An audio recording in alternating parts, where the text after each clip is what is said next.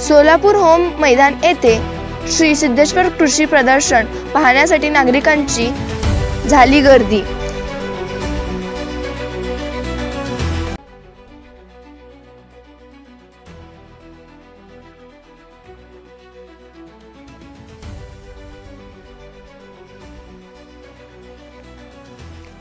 सोलापूर शहरात आले चीनमधील बोकड, नाव सुलतान। तसेच सर्वात बुटकी गाय पाहण्यासाठी एकच नागरिकांची गर्दी झाली होती। याची किंमत 2 ते 3 लाखापर्यंत आहे। 6 फुटाचा कोंबडा बुटकी म्हैस पाहण्यासाठी नागरिकांची झाली मैदानावर गर्दी। पहा न्यूज नेटवर्क अक्कलकोट, गणेश भालेराव, पत्रकार।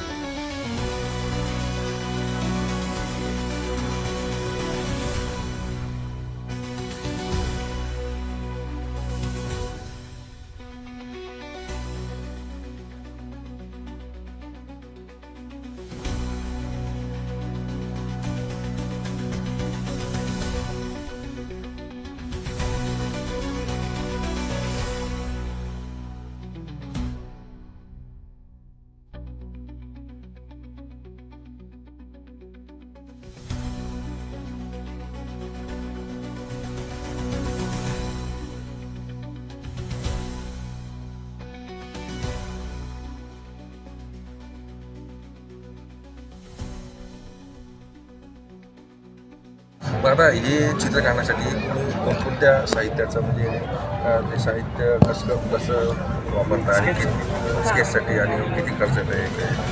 आता साहित्य बघा, मला तर एक स्केचबुक 300 पर्यंत आणि सगळं मटेरियल पकडून एक 400 पर्यंत असेल। चारकोल, पेन्सिल, इरेझर, सगळं शॉर्पनर, चिकटपट्टी। म्हणजे आता नवीन जे कोण चित्रकार अगर असं तुमचं बघून असं इच्छुक असतील तर त्यांना काय म्हणजे असं इन्स्पायरेशन देऊ शकते कसं? मी सांगेन की ज्यांना इंटरेस्ट खूप आहे या फील्डमध्ये तुम्ही नक्की करू शकता, कारण खूपच डिमांड आहे आता, म्हणजे करिअर पण आहे यात खूपच। कारण आता मला पण कळते की मी 4 वर्षापासून करते ना, मला म्हणजे ऑर्डर्स पण घेते, लाईव्ह स्केच करते, आता पेंटिंग्स पण करते।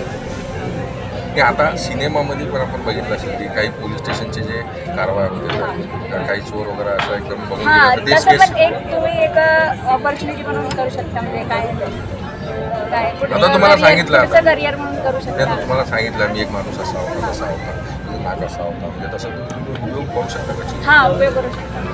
म्हणजे पोलिसांना तुमचा काय फायदा झाला की नाही आजपर्यंत? तुमचा काय फायदा? माझं तर नाही झाले आतापर्यंत, असंच एक्झिबिशनमध्ये सहज असं लाईव्ह स्केच करते।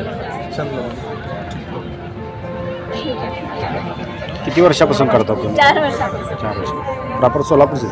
हां सोलापूर। पुढे काय करणार आता तुम्ही? शिक्षण घेणार का हेच?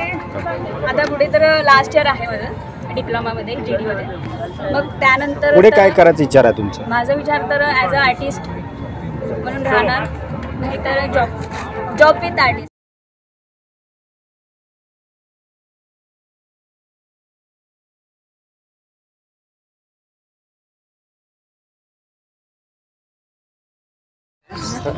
किती फूट आहेत बैलाची हाईट वगैरे? 5 फूट. कोंबडवाडी मोबाईल आहे बैल आपले। प्रॉपर आपण कुठले?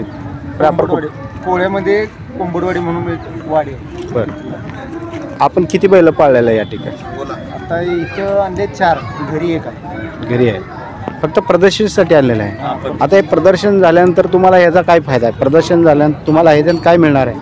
म्हणजे काय पैशावर मिळतात काय? बक्षीस किती मिळतात फक्त त्यांच्या अनुसार फक्त काय असेल ते. त्यांची काय हा, निधी असेल बक्षीस. असं मानधन मिळेल. मानधन मिळतं? कुठल्या तालुक्यातून आलेला आहे? सांगोल तालुका पोळा बरं, काय बैलाची काय किंमत काय आहे? फक्त प्रदर्शनासाठी आणलेलं आहे का आपण? प्रदर्शनसाठी बरं, काय बाजारामध्ये वगैरे काय तुम्ही फक्त प्रदर्शनासाठी आले, विक्रीसाठी नाही? काही नाही. पुढे काय करणार आहे आपण प्रदर्शनात? काय तुम्हाला काय मिळतं, याचा काय फायदा आहे बैलाला? गया प्रदर्शन केल्यानंतर तुम्हाला काय मिळणार आहे? गया भरण्यासाठी हां, गया भरण्यासाठी बरं. माहिती होते लोकांना. लोकाला माहिती होण्यासाठी आपण बैल आणलेला आहे. पुढे काय करणार आता हे बैल प्रदर्शनच करत राहणार का आपण? प्रदर्शन करतात. विक्रीसाठी आपण ठेवलं जात नाही? किती आहेत आपल्याकडे बैल वगैरे काय किंमत? काळीच्या पिलटी नाही देऊन पोसा केल्या त्याला कुठलं जातात हे होते? या बैलाला काय विषय काय बैलाचं काय म्हणजे काय बोललं जातं? किती हाईट आहे बैलाची काय सांगू शकता का? चप्पू ये चप्पू हाँ स्टार्ट से अभी जो बता मेरा नाम रामराज है, मैं आंध्रा से आ रहा हूँ। ये असली ग्रुप पवन ओरिजिनल ग्रुप है। ये मैं वेस्ट गोदावरी डिस्ट्रिक्ट से आ रहा हूँ, गायरपालम विलेज। ये मेरे को मेरा 18 साल से काम कर दिया, तो ओनली ये ब्रीड ओरिजिनल मेंटेन कर रहा हूँ। गाय 2 लाख 25 हज़ार से 3 लाख 25 हज़ार अलग अलग एज अलग अलग प्लेस। लाइफ टाइम आई थी 2.3 फीट तक आती थी, जिंदा 22 ईयर्स। डिलीवरी बाद से दिन के सुबह 2 लीटर शाम को 2 लीटर देती। और इसको क्या खिलाते क्या? खाना सब कुछ का वो हरा का दही हरा चौका ग्रीन हरा वेजिटेबल्स पूरा सब खासियत है इसकी? इतनी छोटी क्यों है? छोटी ये ब्रीड इंग्री ओरिजिनल ब्रीड देसी ब्रीड इंग्री देसी breed golden old pure original old में है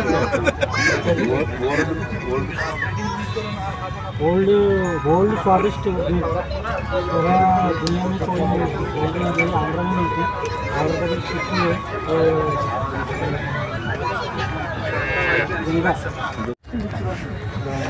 चित्तूर है ना, अलमनेर लैंपम का वही 100 ईयर्स बैक आती वो ब्रीड।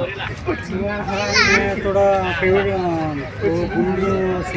बुल सेमन है ना, ओरिजिनल सेमन ले ली है, मैं ब्रीड डेवलप कर रहा हूँ।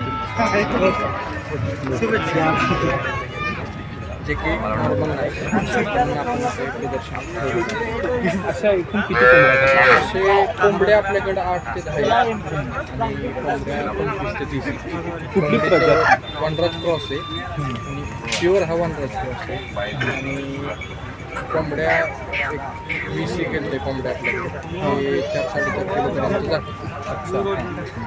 त्यांचं खाद्य काय आहे? खाद्य सगळं नॉर्मलच आहे, म्हणजे गहू बाजरी ज्वारी, परत संध्याकाळचं झालं तर ह्याला फक्त एक्स्ट्रा दूध लागतं, बाकी असं एक्स्ट्रा वेगळं असं काय नाही. आणि बारामती ॲग्रोचं आपण शरीर चालवलं आणि व्यवस्थित त्याला लसीकरण झालेलं आहे, पूर्ण जे काय पाहिजे ते झालेलं, त्यामुळं कुठला रोग नाही किंवा काय नाही.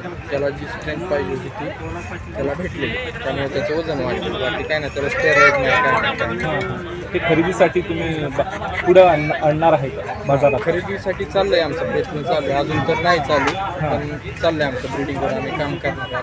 सरांबरोबर कॉन्टॅक्ट होतं म्हणून एवढं. शेतकऱ्यांना काय म्हणतात या माध्यमातून? शेतकऱ्यांना हेच आवाहन करेल की आपण वेगळ्या पद्धतीने वेगळ्या ब्रीडवर काम केलं पाहिजे व आपल्याला कमी दिवसात जास्त उत्पादन कसं होईल हे बघितलं पाहिजे. असं नाही म्हणत नाही की पूर्ण हायब्रिड केलं पाहिजे, पण कमी दिवसात जास्त उत्पादन कसं होईल याच्यावर लक्ष दिलं पाहिजे. आता हिचं वय पाहिलं तर ही 2 वर्ष 9 महिन्याची एज झालं नाही तुला. आता 2-3 वेळा सिमेसवर आलेलं आहे, पण आमचा डॉक्टरांचा सल्ला घेऊन आम्ही तिला पुढच्या वर्षी आम्ही गाप ठेवण्याचा प्रयत्न आहे आमचा.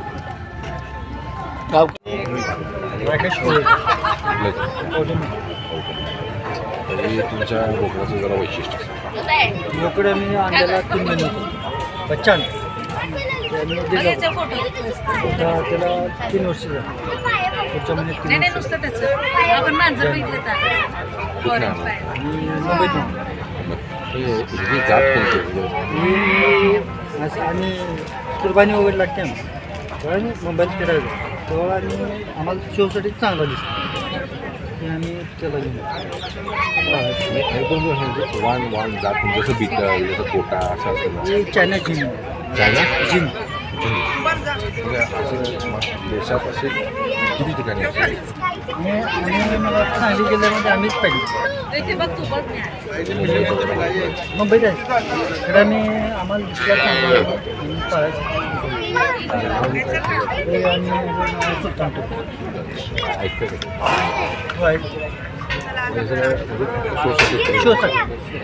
प्रोडक्शन नाही काय जातीची शेळी वगैरे ब्रिडिंग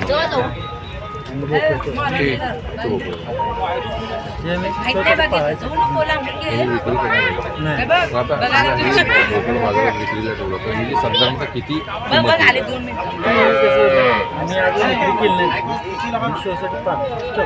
अंदाजे कितीला जाईल?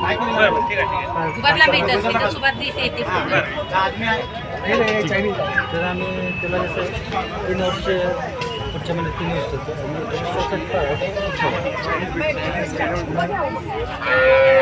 जवळ आणि आम्ही कसं म्हणजे माझी एक आणली आणि माझी एक 4 महिने राहिली वातावरण छोटे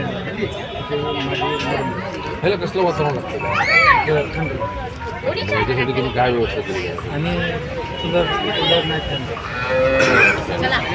कोणकोणत्या जातीचे तुमच्याकडे असे शोसाठी? नाही एकच बिटल वगैरे होते ते आम्ही सगळे प्रेम जर्सी बरं आहेत ते सगळ्यांचे उशा बरोबर होत क्रॉस ब्रीडिंग वगैरे केलं?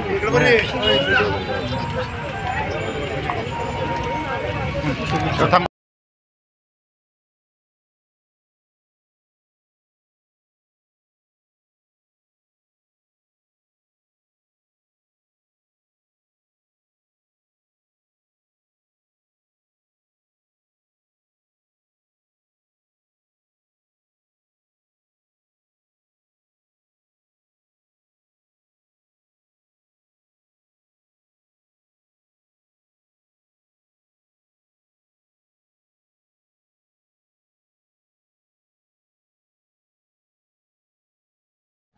हे चित्र काढण्यासाठी तुम्ही कोणकोणत्या साहित्याचं म्हणजे ते साहित्य कसं वापरता आणि स्केचसाठी आणि किती खर्च आहे? आता साहित्य बघा मला तर एक स्केचबुक 300पर्यंत आणि सगळं मटेरियल पकडून एक 400पर्यंत असेल. चारकोल, पेन्सिल, इरेझर, सगळं शॉर्पनर, चिकटपट्टी.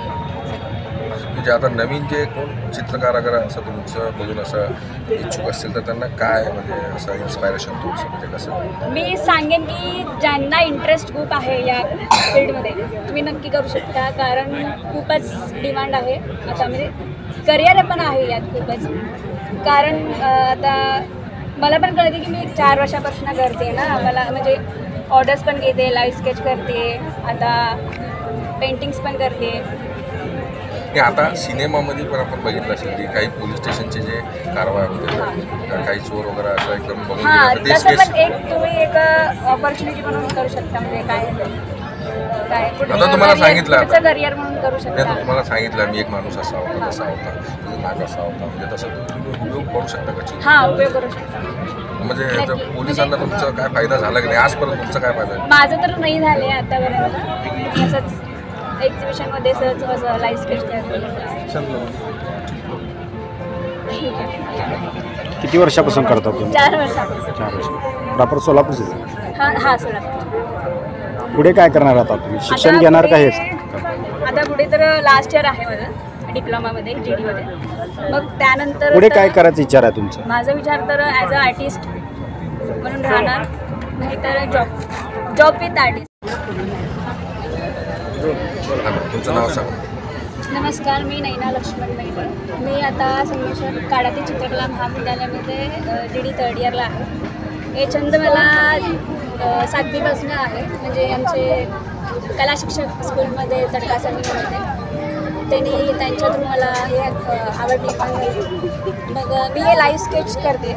लाईव्ह स्केच मी 4 वर्षापासून करते. आणि म्हणजे लाईव्ह स्केच करण्याचं म्हणजे किती वेळ लागते एक स्केच करण्यासाठी?